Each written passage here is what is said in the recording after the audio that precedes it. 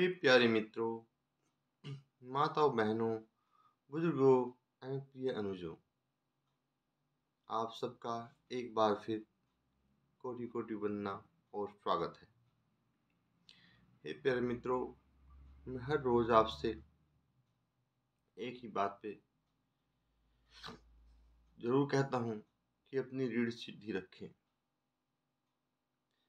और कहता हूँ कि 40 दिन तक आप सीधी रख लीजिए, आपके व्यक्तित्व में निरंतर ही कोई ना कोई बदलाव आपको महसूस होगा।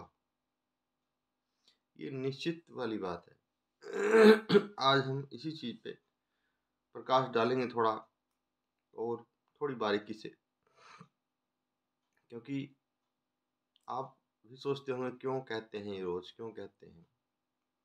फिर आदमी मन में एक शंका सी पैदा कर लेता है। वो इसलिए कहते हैं, मेरे भाइयों, कभी भी देखो, जब भी आप बैठो कुछ भी काम में करो, ऐसे है ना, जितना कोशिश करो ऐसे, जितना भी ज़्यादा कर सकते हो। इससे हमारी, अब मैंने बहुत ही पहले एक वीडियो में बताया भी था, फिर मैं याद दिला देता हूँ कि आप जब ऐसे करोगे तो आपकी जो प्राण वायु है, ऊर्जा जो है, शक्ति अंदर है, वो मेरुदंड से उठती हुई आपके बीच में जो है चक्रों का भेदन करते हुए, है ना, फिर ये लास्ट छोर सहस्त्रार तक पहुंचता है। तो इसलिए जब वो अनेक चक्रों को उस क्षेत्र से छू के गुजरेगी वो ऊर्जा, तो जैसे उनमें हल्का सा टच भी होगा, हल्का सा भी जब टच होगा तो कंपन ना हो, लेकिन छूने का एहसास तो होगा। और उस एहसास से ही आपकी बुद्धि की प्रक्रिया, व्यक्तित्व की प्रक्रिया, आपके सामाजिक स्तर की प्रक्रिया बदलनी शुरू हो जाएगी।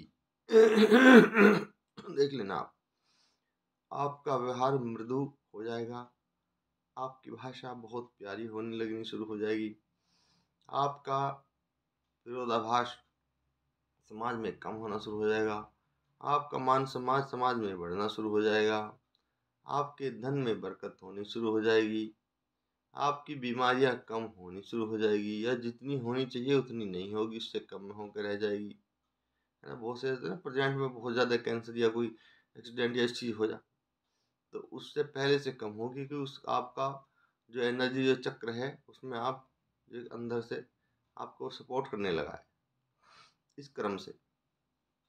और इसी के साथ साथ आपने विद द एग्जाम्पल, मैं आपको कुछ एग्जाम्पल इस तरह के बताऊंगा दैनिक जीवन के, आप सब नहीं देखे हैं और सभी उनसे होकर गुजरे हैं, तो इसलिए आप उसको ध्यान से सुनना।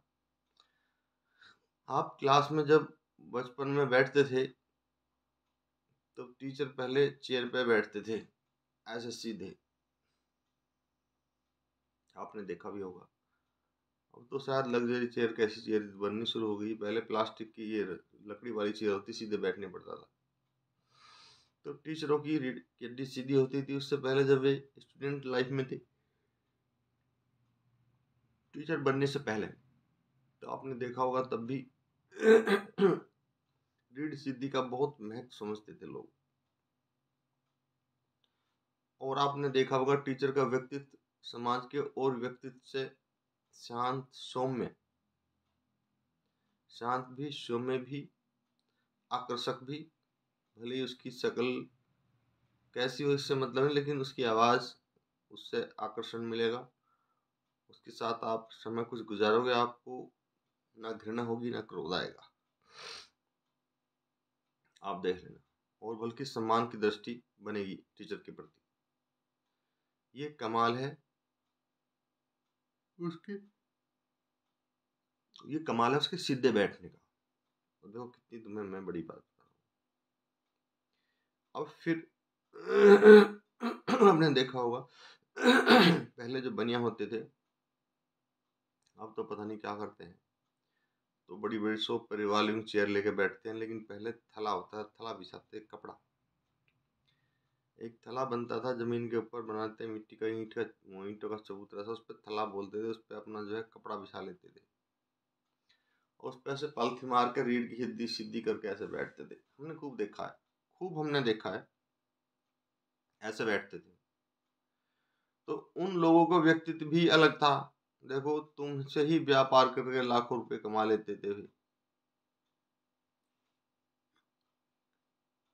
अब देखिए, जो रीढ़ सिद्धि करने के बाद इस तरह तुमसे ही पैसे से, तुम्हारे से धन से लाखों रुपए कमा लेता हूँ। उस समय जब पैसा दूर दूर तक नहीं था, और व्यक्तित्व में देखो, किसी भी लाला के व्यक्तित्व में, सेठ के, व्यापारी के, नम्रता मिलेगी आपको, आवाज में मधुरता मिलेगी, सौम्यता मिलेगी। क्यों? क्योंकि रीढ़ सिद्धि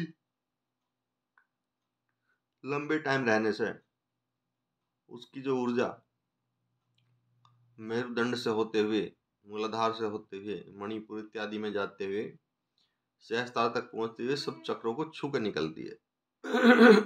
तो उनके व्यक्तित्व में निखार आना शुरू हो जाता है। समझे?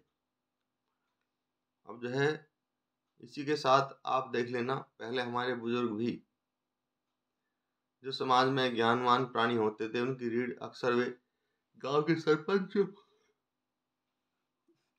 मालिक, गांव के सरपंच हो या मान्य गण आदमी हो, वे भी रीढ़ सिद्धि करके ही बैठते थे, क्योंकि वो प्राणवायु ऊपर उठते थे। जितने मैंने आपको बताया सब में, और इनसे और भी बहुत हैं, आप देख लेना, मैं तो दो चार एक दो से बताए।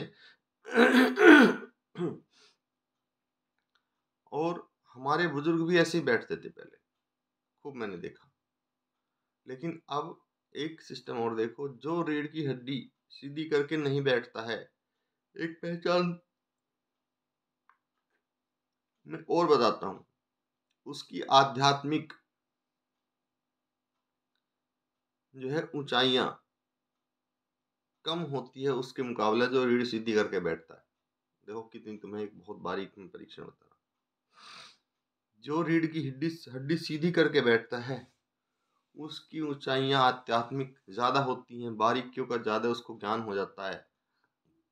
दो साधक हुए अगर उनमें से एक को, मुकाबले उसके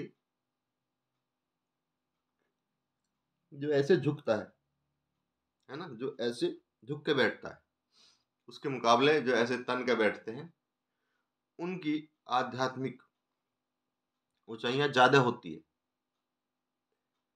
संत महात्मा भी देखा होगा आपने, जो सिद्ध पुरुष हो गए, रीढ़ सीधी करके ही बैठते हैं।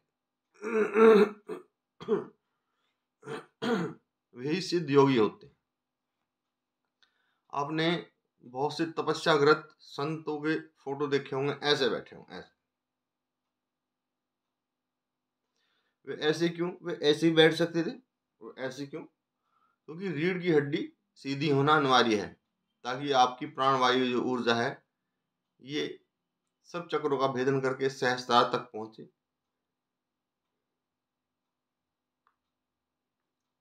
और आपको प्राणवायु प्रदान करे। हे मेरे प्यारे मित्रों, माताओं, बहनों,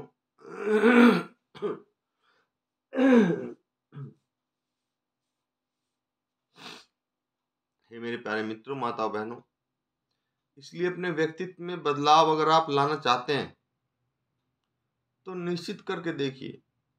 इस पे वीडियो तो बहुत बड़ी हो जाएगी, मैं बताता रहूंगा और पता नहीं कितना लंबा हो जाएगा।